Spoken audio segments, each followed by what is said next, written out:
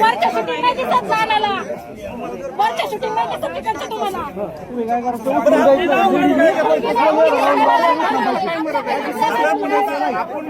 आपली शूटिंग काय करायची काय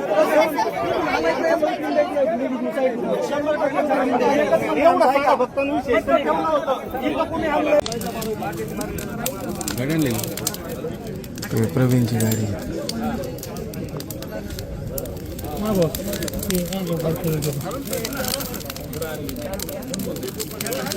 डिझेल टाकी